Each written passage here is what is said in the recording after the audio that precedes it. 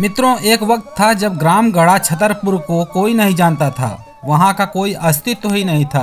हर तरफ से बेरोजगारी और पिछड़ेपन में अगर किसी ग्राम का नाम आता था तो ग्राम गढ़ा का नाम आता था। लेकिन आज वहाँ पे रिद्धि सिद्धि अड़िमा गड़िमा कुबेर महाराज का भंडारा वहाँ पे सजा रहता है। वहाँ पे लाखों भूखे हर रोज भोजन कर रहे हैं।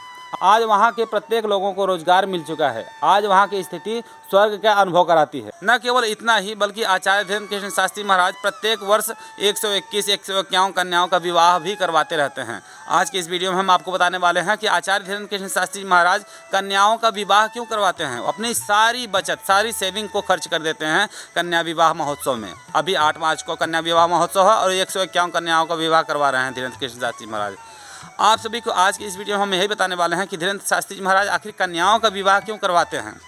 मित्रों, आचार्य धीरेन्द्र शास्त्री जी महाराज बहुत ही तकलीफ से अपना बचपना बिताए हुए हैं। पार्ले जी खा करके अपना बचपना बिताए हुए हैं, ये उन्होंने कई बार कहा हुआ है। इसके साथ ही जिसके ऊपर जो दुख आता है ना, उसका आस्वादन उसे ही पता होता है। आचार्य धीरेन्द्र शास्त्री महाराज की एक बड़ी बहन थी जिनकी शादी करनी जरूरी थी और उनका उम्र भी था और शादी करना अति आवश्यक था। उनके पास पैसे भी नहीं थे, उनके पिताजी की हालात उतने सही नहीं थे कि शादी का खर्चा पूरा कर सकें। तब आचार्य धीरेन्द्र शास्त्री महाराज की एक मित्र जिनका नाम है शेख मुबारक, उन्होंने उनकी काफ़ी मदद की। वो पेशे से एक डॉक्टर हैं और शेख मुबारक कहते हैं कि धीरेन्द्र शास्त्री महाराज काफ़ी प्रतिभावान थे और उनके प्रतिभा को देख करके वो उनके परम मित्र बन गए थे। शेख मुबारक ने उनके बहन की शादी में काफ़ी ज़्यादा पैसे कौड़ी से हर तरह से मदद भी की। आचार्य धीरेन्द्र शास्त्री महाराज खुद उनकी तारीफ करते नहीं थकते हैं। धीरेन्द्र शास्त्री महाराज की बहन की शादी हो गई। उसके बाद में धीरेन्द्र शास्त्री महाराज को एहसास हुआ कि एक बहन की, एक बेटी की शादी करना मामूली बात नहीं होती है और ऐसे कामों में अगर कोई मदद कर देता है तो कितना अच्छा लगता है, कितना बड़ा मतलब बोझ हट गया उनके सिर से।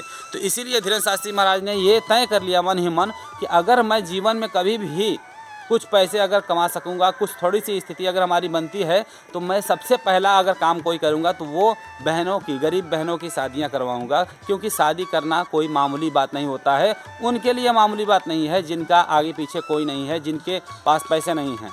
मामूली बात तो उनके लिए है जो करोड़पति हैं, अरबपति हैं, लेकिन उनके लिए मामूली बात नहीं है। लोहे की चने चबाने जैसा खेल है जिनके आगे पीछे कोई नहीं है, जिनके माँ बाप नहीं हैं, जो गरीब हैं, जो शादी विवाह करने में समर्थ नहीं हैं।